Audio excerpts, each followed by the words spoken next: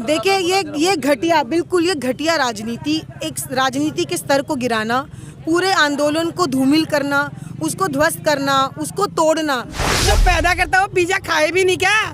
नहीं, और सबसे बड़ी बात है, अरे शर्म करो, डूब मरो, शर्म नहीं आती उनको। सबसे बड़ी बात यह है कि देश का प्रधानमंत्री 10 लाख का सूट पहन सकता है और तब भी फकीर है। एक फौजी बाप की बेटी हूँ तो किसानों का दर्द क्या होता है भली भांति जानती हूँ। इधर भारत के बॉर्डर पे हमारे जवान शहीद हो रहे हैं, रोना आता है।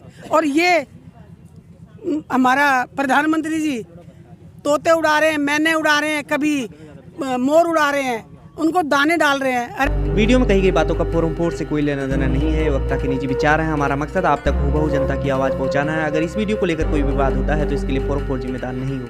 भाजपा विधायक आज भी बोल रहे हैं खालिस्तानी आतंकवादी के बाद आज बोल रहे हैं आतंकवादी और लुटेरे, और उसके साथ साथ कह रहे हैं कि यहाँ पर बिरयानी खा रहे हैं इसलिए बर्ड फ्लू फैल रहा है। देखिए ये घटिया, बिल्कुल ये घटिया राजनीति, एक राजनीति के स्तर को गिराना, पूरे आंदोलन को धूमिल करना, उसको ध्वस्त करना, उसको तोड़ना, कोई कसर नहीं छोड़ी भाजपा वालों ने, कोई कसर नहीं छोड़ी है। एक तरफ हमारे दिल्ली के भी मुख्यमंत्री आप ले लो, यही पंजाब में आप विरोध कर रही है आम आदमी पार्टी, और दिल्ली के अंदर जो है इसी कानून को जो है असेंबली सेशन से लाकर आप पास कर देते हो। तो ये राजनीति जो है ये किसानों की कम से कम लाशों पे ना की जाए। ये हमारे लोग शहीद हो रहे हैं लेकिन सरकार को कोई फर्क नहीं पड़ रहा है। अमेरिका में एक ब्लैक अमेरिकन की मौत होती है तो पूरा विश्व जो है कांप उठता है, प्रधानमंत्री ट्वीट कर देते हैं, मुख्यमंत्री देशों प्रदेशों के ट्वीट कर देते हैं। हमारे 50 से ज़्यादा किसान शहीद हो गए। भाजपा का कोई भी नुमाइंदा, कोई भी देश का मुख्यमंत्री जो है जो इस सरकार के साथ खड़ा है, एक संवेदना व्यक्त भी नहीं कर रहे। सब राजनीति बाद में है, लेकिन आप कम से कम इतने संवेदनशील तो हो कि आपको ये पता हो कि आपके लोगों की जान जा रही है। तो ये आंदोलन है, ये कोई मजाक नहीं हो रहा है। अगर इनको ये लग रहा है कि इनकी इस डिक्टेटरशिप से कि चलिए लंबा चलने दो, आंदोलन खुद ही थक जाएंगे, ये किसान अगर थकते होते तो फिर बात ही क्या थी। आप इनका साहस तो देखिए, हम एक कट्टा नहीं उठा पाते हैं और ये क्या से क्या कर देते हैं। जिन आशियानों में यहाँ पे लोग रहते हैं उनको बनाने वाले हमारे किसान अन्नदाता है। तो मैं मानती हूँ कि इनका मुकाबला कोई नहीं कर सकता। मैं अमृता धवन हूँ, दिल्ली प्रदेश महिला कांग्रेस की प्रदेश अध्यक्ष। मैम, ये इस आंदोलन को तो काफ़ी 50 दिन होने वाले हैं जी, और अभी तक सरकार की तरफ से कोई सकारात्मक बात नहीं बन रही। क्या कहती हैं, कैसे बात बनेगी? देखिए, सरकार की करनी और कथनी का अंतर तो पिछले 1.5 महीने से दिख रहा है। ये सरकार सिर्फ कुछ पूंजीपति दोस्तों के लिए चलाई जा रही है। पूरा विश्व जानता है कि ये कानून जो है ये किसानों के हित में नहीं है। ये किसानों की जो रीढ़ की हड्डी है उसको तोड़ देंगे अगर आप हमारे देश की जो किसानी है वो कॉरपोरेट प्लेयर्स के हाथ में दे दोगे। हमारा देश 80% कृषि प्रधान देश है। आप 80% देश को बेच नहीं सकते इस तरीके से प्राइवेट लोगों के हाथों में।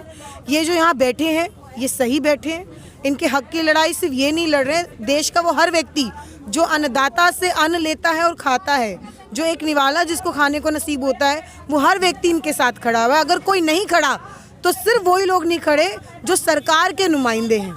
ये ठंड हो, बारिश हो, धूप हो, यहाँ पर तैनात हैं तगड़े होकर, लेकिन सरकार अपने आलीशान कमरों में बैठकर फैसले ले रही है। सरकार जो है अपने एसी दफ्तरों में बैठ के फैसले ले रही है। अगर किसानों की बात आप कह रहे हो कि करनी है तो किसानों की बात तो किसानों के बीच में आकर होगी ना, वहाँ पर दफ्तर में बैठकर तो नहीं होगी। प्रधानमंत्री कच्छ चले जाते हैं, प्रधानमंत्री देश का पूरा दौरा करने लग जाते हैं, प्रधानमंत्री बनारस चले जाते हैं। क्या प्रधानमंत्री आवास से ये Ghazipur border, Singhu border, Tikri border, ऐसे कितने बॉर्डर जहाँ पर किसान बैठे हैं वो बहुत दूर है क्या? आज प्रधानमंत्री चाहे तो खुद आकर यहाँ बात नहीं कर सकते हैं, लेकिन क्योंकि प्रधानमंत्री ने इस कानूनों के माध्यम से देश को अपने दोस्तों के हाथ में बेच दिया है, इसलिए अब उनको लगता है कि मैं वापसी कैसे करूं। लेकिन मैं सरकार से कहना चाहती हूं कि ये जिद की बात नहीं है, ये आपके अहंकार की बात नहीं है, ये आपके अड़ियल पने की बात नहीं है। ये 80% देश की जनता की बात है, किसानों की बात है, और सिर्फ किसानों की भी नहीं है। अगर आपकी फसल महंगी हो जाएगी तो जो आम नागरिक भोजन करता है उसको भी खाने को ठीक से नहीं मिलेगा, क्योंकि उसको भी सब महंगा मिलेगा। आपने ये कह दिया कि जितने भी गोदाम है भर लो, काला बाजारी कर लो। ये किस कानून में होता है कि आप कहते हो कि काला बाजारी पे आपको छापे नहीं पड़ेंगे? तो एक तरह से आप किसानों को तो अपराधी मानते हो, और जो कॉरपोरेट के जो प्लेयर्स हैं उनको आप कहते हो कि इस देश में कुछ भी करो। ना किसान जा सकता है कोर्ट में, ना किसान को आपने एमएसपी का वादा किया है, आपने उसको बोला है कि आपको जुर्माने पे जुर्माना मिलेगा। ये काला कानून एक तरह से हिटलर जैसे फतवा जारी करता था, उसी तरीके का फतवा इस देश में जारी किया गया है, जिसका विरोध पूरा देश कर रहा है। मैम, अंबानी लेकिन कह रहे हैं लगातार कि कोर्ट में भी उन्होंने कहा है कि इससे जो है किसानों को कोई नुकसान नहीं होने वाला है इसका, और मैं बिल से मेरा कोई फायदा नहीं होने वाला है। देखिए, अगर किसानों का कोई नुकसान नहीं है तो ये जो लाखों लोग बैठे हैं किस लिए बैठे हैं? आपको लगता है ये नादान है, इनको समझ नहीं है? ये वो किसान है जो कठिन से कठिन परिस्थितियों में भी फसल को पैदा करता है। तो इसको आप ना समझ मत कहिए, आप ये मत कहिए कि आपका खाका तैयार है। अगर आप इतने ही अपने कानून को लेके दुरुस्त समझते हैं तो कनाडा का प्रधानमंत्री बोल रहे हैं, ऑस्ट्रेलिया में बात हो रही है, यूके में बात हो रही है, अमेरिका में बात कर रहे हैं, क्या सब लोग बेवकूफ़ हैं? आप इस देश की जनता पे विश्वास क्यों नहीं करते हैं? देश की जनता के लिए वही कानून बनना चाहिए जिसमें देश की जनता की आवाज़ हो। 26 जनवरी आने वाला है, इस गणतंत्र दिवस का महत्व भी तभी होगा जब इस गणतंत्र दिवस में किसानों की आवाज़ वहाँ से सुनाई देगी लाल किले से, नहीं तो इस गणतंत्र दिवस का कोई मकसद नहीं रह जाएगा। ये जो ट्रम्प का अकाउंट परमानेंटली सस्पेंड हो जाता है, लेकिन हमारे देश में ऐसे तमाम लोगों के बयान आते रहते हैं, सोशल मीडिया पे ट्रेंड हुआ कपिल मिश्रा का, तमाम लोगों का, तो क्यों नहीं इन लोगों का बैन होता है? देखिए, इस देश की राजनीति बहुत ही संकट से निकल रही है और समस्या क्या है कि देश का जो मुखिया है वो ही नफरत भरी राजनीति को पनपने दे रहे हैं। नहीं तो ऐसा हो ही नहीं सकता कि लगातार इनकी पार्टी के नुमाइंदे गलत बयानी करते रहें और इनकी तरफ से फटकार भी नहीं पड़ती है। क्या मुख्यमंत्री, हरियाणा के मुख्यमंत्री को ये शोभा देता है कि वो हमारे आंदोलनों को और किसानों को खालिस्तानी बोले कि चीन का स्पॉन्सर है, बोले कि पाकिस्तान का स्पॉन्सर है? शर्म आनी चाहिए। अगर संवैधानिक पद पर बैठे हुए लोग अगर ऐसी बात करते हैं तो मैं मानती हूँ इस देश को शर्मसार करने वाली बात है।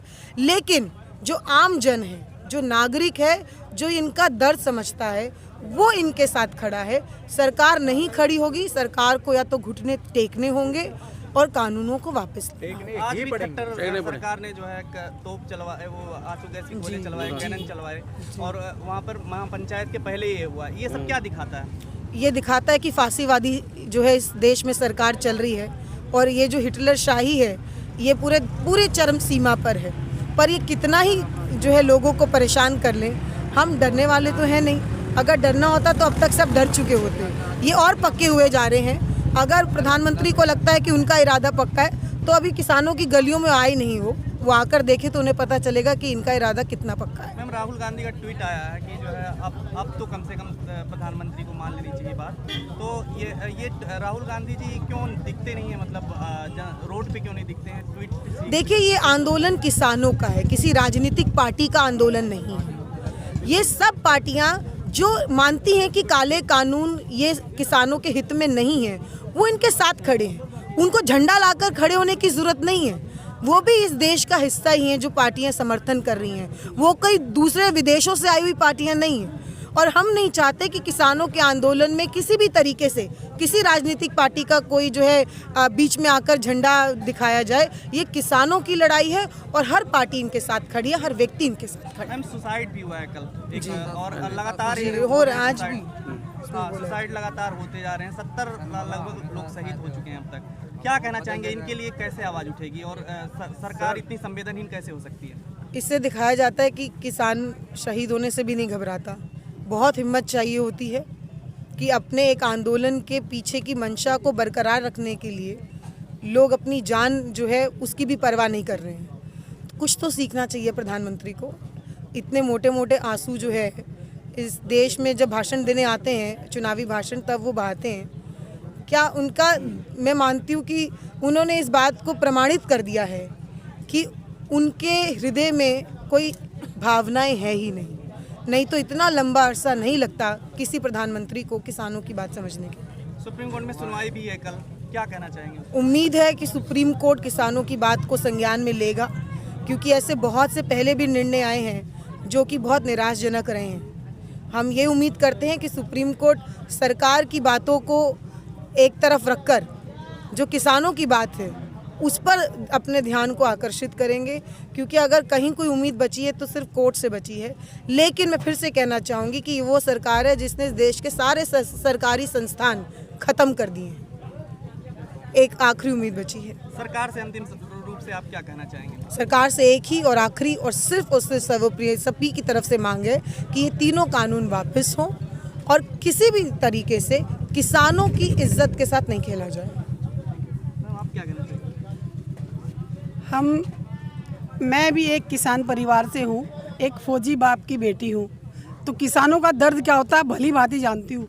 जब एक के बाद एक हमारे किसान जब अपनी शहीद यहाँ दिल्ली की बॉर्डर पर शहीद हो रहे हैं, उधर भारत के बॉर्डर पे हमारे जवान शहीद हो रहे हैं, रोना आता है। और ये हमारा प्रधानमंत्री जी तोते उड़ा रहे हैं, मैने उड़ा रहे हैं, कभी मोर उड़ा रहे हैं, उनको दाने डाल रहे हैं। अरे जो दाना वो हमें उपजा के देता है, एक बार उन किसानों के बीच में तो आके बैठ के देखे कि वो दाना उपजता कैसे है। वो पूरा धरती का सीना फाड़ के जब खेत हल जोतते हैं और अपना ट्रैक्टर से, और उसके बाद उसमें फसल उपजाते हैं, उसके बाद बारिश हो जाती है, ओले पड़ जाते हैं, उसके बावजूद भी वो हिम्मत नहीं हारते, फिर भी सोचते कोई बात नहीं फिर सही।